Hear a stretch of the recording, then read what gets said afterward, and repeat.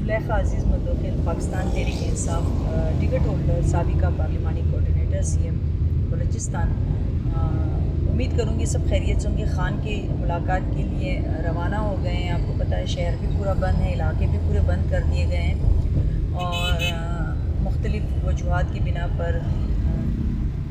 جگہ جگہ پولیس سے ناکے ہیں، سب کچھ ہیں۔ امید ہے کہ خان صاحب سے ملاقات ہو جائے گی اور خان صاحب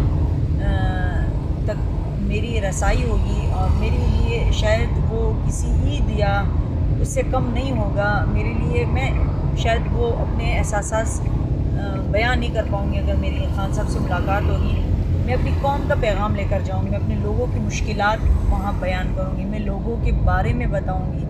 میں بتاؤں گی کہ عوام کیا چاہتی ہے، میں بتاؤں گی کہ عوام کتنی مشکل سے گزر رہی ہے۔ اور امید کروں گی کہ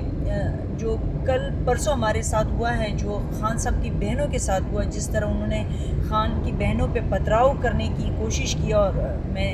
وہیں پہ میں اور شاہد موجود تھے، اگر خدا نہ خواستہ میں خان صاحب کی بہن کو نہ جھکاتی تو وہ پتھر ان کے سر پہ لگ جاتا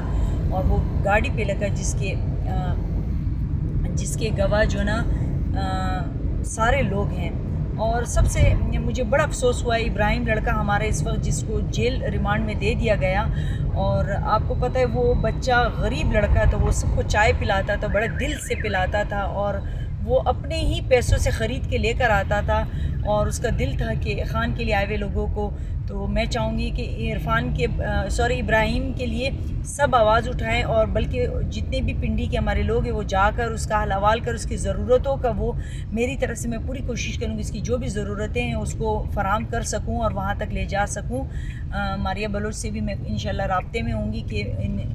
ابراہیم کی جتنی بھی ضرورت تھی کوئی بھی چیز کی ہو تو وہ اس وقت ہم دے سکے، اس لیے کہ جیل کا مجھے پتہ ہوتا ہے کہ انسان کتنی مشکل میں ہوتا ہے اور آپ کس ٹھنڈ میں رہ رہے ہوتے ہو، آپ کی کوئی پرابلم ہوتی ہے تو آپ کو کچھ بھی نہیں دیتے ہیں اور آپ کی غذا جو ہوتی ہے وہ بالکل اس طرح ناقص غذا دیتے ہیں کہ آپ کی صحت اس سے خراب ہو جاتی ہے۔ ابھی خان کے لیے جا رہی ہوں، سب قوم سے کہوں گی دعا کریں میرے لیے اور خان سے ملاقات ہو جائے، کسی کی بھی ملاقات ہو جائے اور ہم خان کی صحت کو دیکھ سکیں اور خان کو بتا سکیں کہ عوام آپ کے ساتھ ڈٹ کے کھڑی ہے۔ اور امید کروں گی کہ خان صاحب کی رہائی کا تسلسل آسان ہو جائے اور جو ہماری عدالت کے اطاعتیں ہیں وہ یرغمالی سے اپنی جان چھڑائیں اور بہتر فیصلے کریں۔ آمین ثم آمین۔